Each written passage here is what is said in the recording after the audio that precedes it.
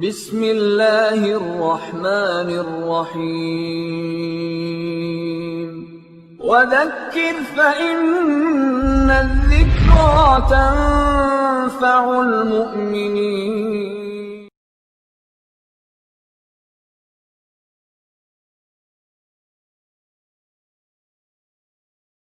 نحمدہ ونصلی علی رسول الکریم، اما بعد، اعوذ باللہ من الشیطان الرجیم، بسم اللہ الرحمن الرحیم۔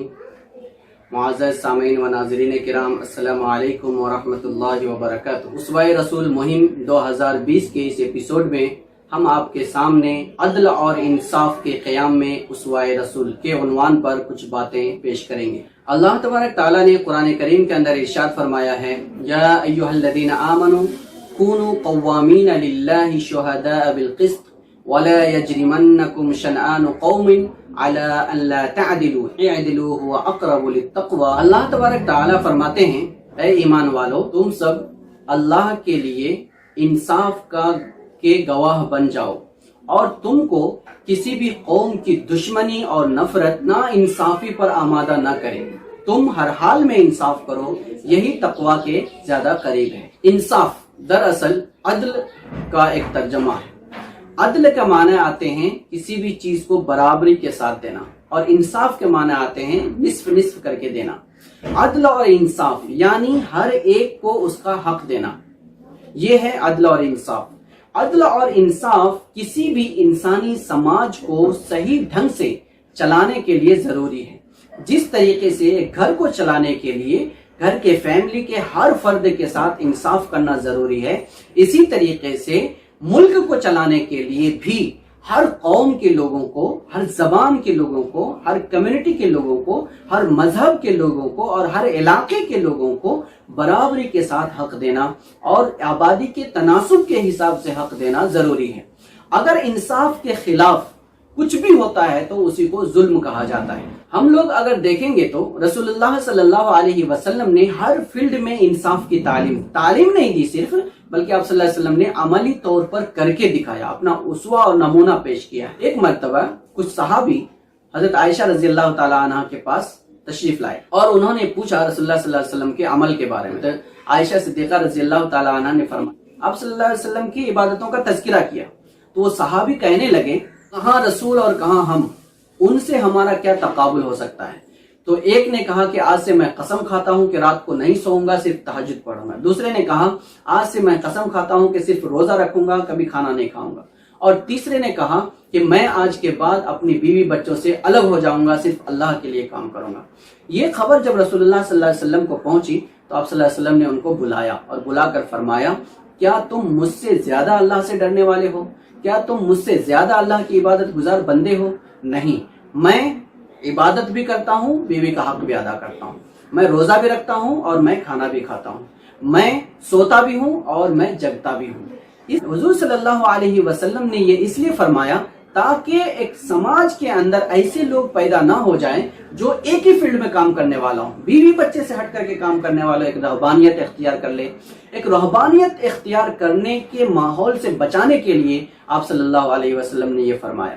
سماج میں رہ کر کے حقوق ادا کرنا، یہ اصل انسان کو پیدا کرنے کا مقصد ہے۔ اگر انسان سماج کے حقوق سے ڈر کر کے پیچھے ہٹ جاتا ہے تو اس کا مطلب وہ حقوق ادا کرنے والا نہیں ہے، انصاف کرنے والا نہیں ہے۔ اسی لیے آپ صلی اللہ علیہ وسلم نے فرمایا تھا، وَإِنَّ لِزَوْجِكَ عَلَيْكَ حَقًّا وَإِنَّ لِعَيْنِكَ عَلَيْكَ حَقًّا وَإِنَّ لِجَارِكَ عَلَيْكَ حَقًّا وَإِنَّ لِأَهْلِكَ عَلَيْكَ حَقًّا فَآتِ كُلَّ ذِي حَقٍّ حَقَّهُ۔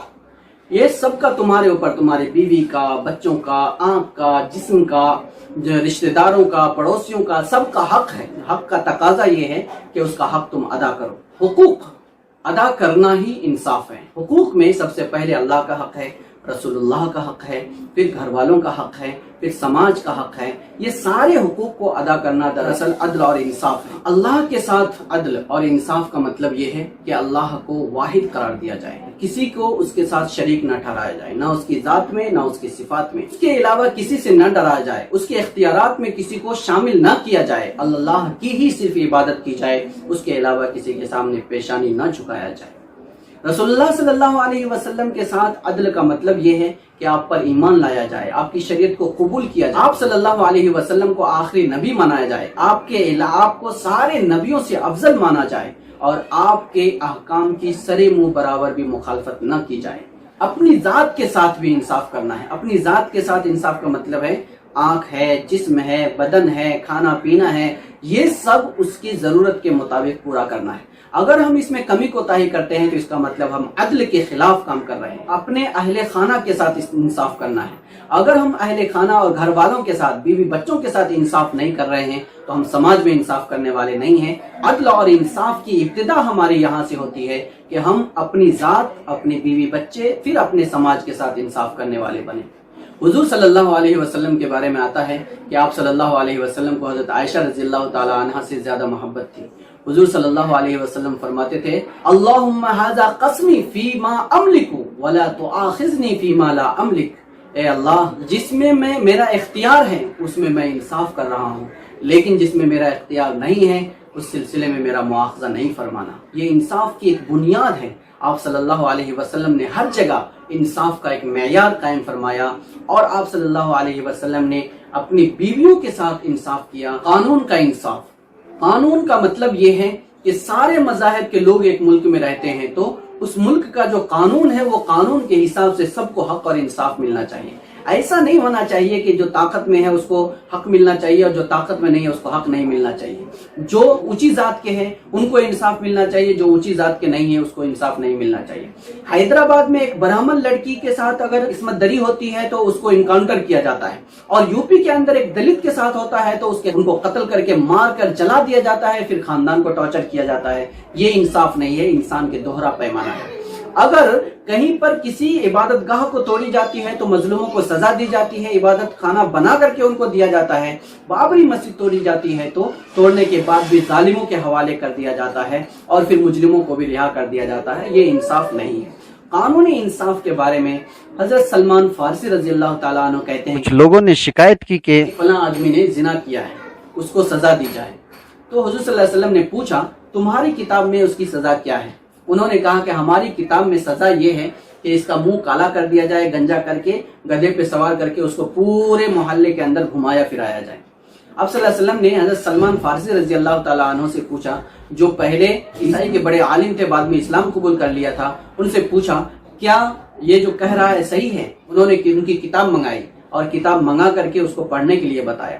تو پڑھنے کے لیے جب بتایا تو جہاں پر رجم کے بارے میں حکم تھا اس آیت کو چھوڑ کر کے وہ آگے بڑھ رہا تھا۔ تو حضرت سلمان فارسی رضی اللہ تعالیٰ عنہ نے فرمایا یا عدو اللہ اقرا ھذا، یہ آیت پڑھو، اس میں بھی وہی سزا تھی۔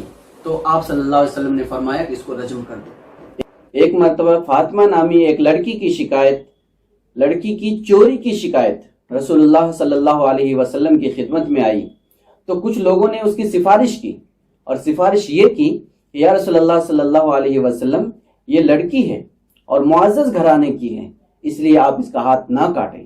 تو آپ صلی اللہ علیہ وسلم غصے سے سرخ ہو گئے اور آپ نے فرمایا کہ اگر اس کی جگہ محمد کی بیٹی فاطمہ نے بھی چوری کی ہوتی تو میں اس کا ہاتھ ضرور کاٹتا۔ یہ ہے انصاف کا نمونہ اور انصاف کا قیام اور اس کی مثال۔